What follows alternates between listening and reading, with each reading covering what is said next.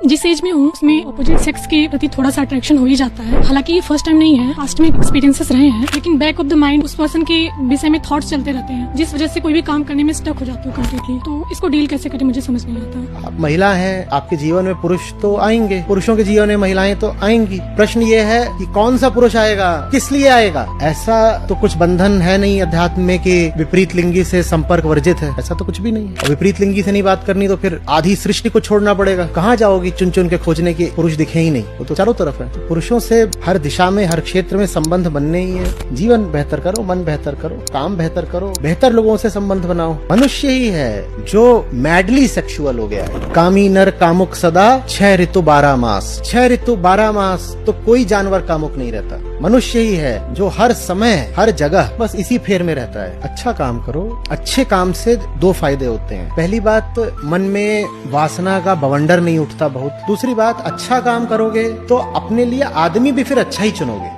दर्जनों रामायणें हैं और वो इतनी अलग अलग हैं कि आपका सर चकरा जाए। आप वाल्मीकि रामायण लेते हैं, आप तुलसी रामायण लेते हैं, इनमें कोई थोड़े से और छोटे मोटे अंतर हैं। श्री राम का पूरा व्यक्तित्व ही अलग है। वाल्मीकि के राम कुछ और हैं बिल्कुल, और तुलसी के राम बिल्कुल दूसरे हैं। वाल्मीकि के राम कठोर योद्धा हैं और सीता जी को भी कई बार कठोर वचन बोल देते हैं, और तुलसी के राम सुकुमार सुकोमल हैं। वो सचमुच कैसे थे आप नहीं जान सकते। एक ही चीज है जिस पर आप थोड़ा भरोसा कर सकते हो, वो चीज है जो उन्होंने आपके लिए छोड़ी। उन्होंने आपके लिए अपना चरित्र नहीं छोड़ा था, उन्होंने आपके लिए अपना ज्ञान छोड़ा था। पर हमें ज्यादा मतलब किससे रहता है? चरित्र से। बताओ ना फिर उन्होंने क्या कहा, फिर क्या करा। रामलीला देखने हम पहुंच जाएंगे, कथा में बैठने हम पहुंच जाएंगे, पर भगवत गीता की बात हो या योग वाशिष्ठ की बात हो या राम गीता की ही बात हो, उससे हम दूर भागते हैं। और फिर हम कहते हैं अब हमारे आराध्य हैं, हमारे महापुरुष हैं, तो क्या हम देखना नहीं चाहेंगे उनकी जिंदगी को? तुम्हें कैसे पता जो जिंदगी तुम्हें दिखाई जा रही है वो ऐसे ही थे? वो इससे इतने इतने इतने ज्यादा अलग हो सकते हैं कि तुमको झटका लग जाए कि तुम्हें पता चले अच्छा ऐसे थे। तो वो कैसे थे ये अनुमान मत लगाइए, बस ये लेकिन जान लीजिए कि जैसा आप सोचते हैं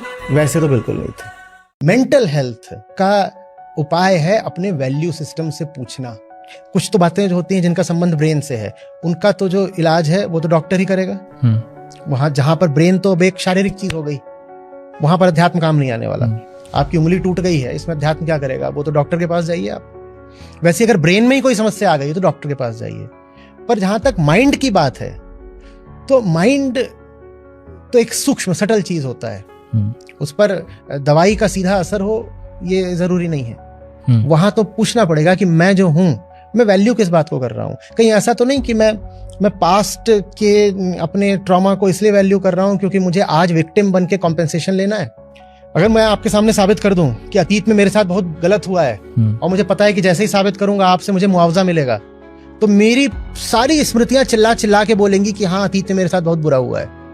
कहीं ऐसा तो नहीं कि मैं अतीत की बात सिर्फ इसलिए याद रख रहा हूं क्योंकि मैं आज मुआवजा वसूलना चाहता हूं।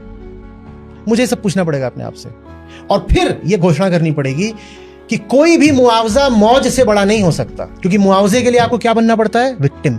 मैं विक्टिम नहीं बनना चाहता। हुआ होगा कुछ अतीत में गलत, हुआ होगा शायद, मुझे नहीं चाहिए मुआवजा। मुआवजा ले करके तो मैं और अपने ऊपर ठप्पा लगा लूंगा विक्टिम का। मुझे नहीं विक्टिम बनना, मैं विक्टिम बनकर जीने के लिए नहीं पैदा हुआ हूं। प्यारी बात ये जिंदगी है और हम जिंदा हैं, और बहुत कुछ है जो संभव है, जो करा जा सकता है। उसमें अपना ध्यान, ऊर्जा, समय, शक्ति लगाऊंगा ना। या मैं इसमें पड़ा रहूं कि ये हो गया वो हो गया और बेकार की चीजें यहाँ इकट्ठी कर लूं, और आप बेकार कचरा इकट्ठा ही करना चाहो तो कोई अंत नहीं है। इतना कुछ है अतीत में और दुनिया में और कल्पना में कि आप इकट्ठा करते जाओ। अनंत कचरा आप दिमाग में भर सकते हो। उस कचड़े के बीच में आपका दम घुट जाएगा, आप समाप्त हो जाओगे।